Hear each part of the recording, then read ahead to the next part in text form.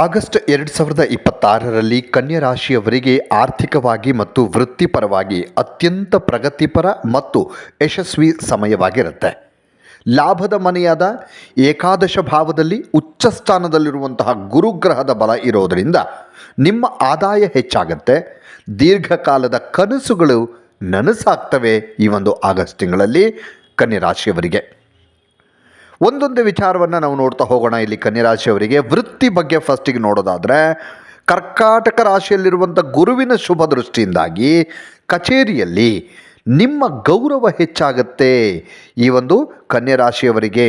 ಯಾಕಂದರೆ ಗುರು ಇಲ್ಲಿ ಕರ್ಕಾಟಕ ರಾಶಿಯಲ್ಲಿ ಕೂತ್ಕೊಂಡಿದ್ದಾನೆ. ಹಾಗಾಗಿ ಇಲ್ಲಿ ಕನ್ಯಾ ರಾಶಿಯವರಿಗೆ ಬಹಳ ಒಳ್ಳೆಯದಾಗತ್ತೆ. ಇದು ಹೊಸ ಉದ್ಯೋಗದ ಹುಡುಕಾಟದಲ್ಲಿ ಇದ್ದಂಥವರಿಗೆ, ಅಥವಾ ಎಲ್ಲೋ ಕೆಲಸ ಹುಡುಕ್ತಾ ಇದ್ದೀರಿ, ಬೇರೆ ಕಂಪನಿಗೆ ಶಿಫ್ಟ್ ಆಗಬೇಕು ಅಂತ ಇದ್ದವರಿಗೆ ಬಹಳ ಒಳ್ಳೆಯ ಅವಕಾಶಗಳು, ಒಳ್ಳೆಯ ಆಫರ್ಗಳು ನಿಮ್ಮನ್ನು ಹುಡ್ಕೊಂಡು ಬರ್ತವೆ.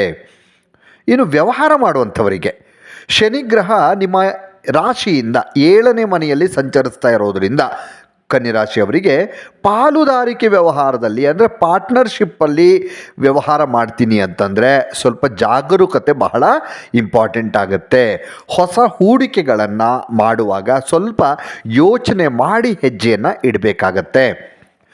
ಇನ್ನು ಕಚೇರಿಯಲ್ಲಿ ನಿಮ್ಮ ನಾಯಕತ್ವ ಗುಣಕ್ಕೆ ಪ್ರಶಂಸೆ ಸಿಗತ್ತೆ.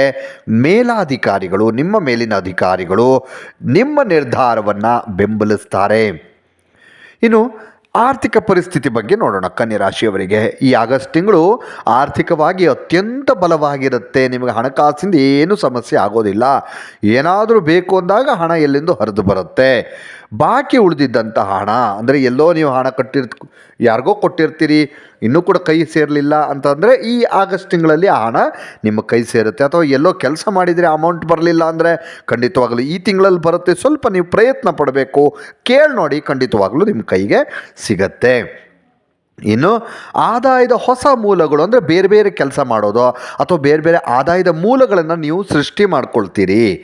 ಜೂನ್ನಿಂದ ಅಕ್ಟೋಬರ್ವರೆಗಿನ ಅವಧಿಯಲ್ಲಿ ಗುರು ಉಚ್ಚ ಸ್ಥಾನದಲ್ಲಿರೋದ್ರಿಂದ ಈ ಕನ್ಯಾ ರಾಶಿಯವರು ಭೂಮಿ, ವಾಹನ ಅಥವಾ ಆಸ್ತಿ ಖರೀದಿ ಮಾಡೋದಕ್ಕೆ ಬಹಳ ಒಳ್ಳೆ ಟೈಮ್ ಇದು.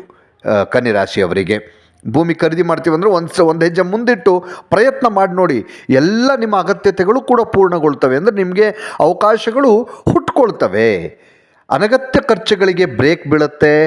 ಭವಿಷ್ಯಕ್ಕಾಗಿ ಉತ್ತಮ ಪ್ರಮಾಣದ ಒಂದು ಅಮೌಂಟನ್ನು ಅಥವಾ ಹಣವನ್ನು ನೀವು ಉಳಿಸೋದಕ್ಕೆ ಸಾಧ್ಯ ಆಗತ್ತೆ.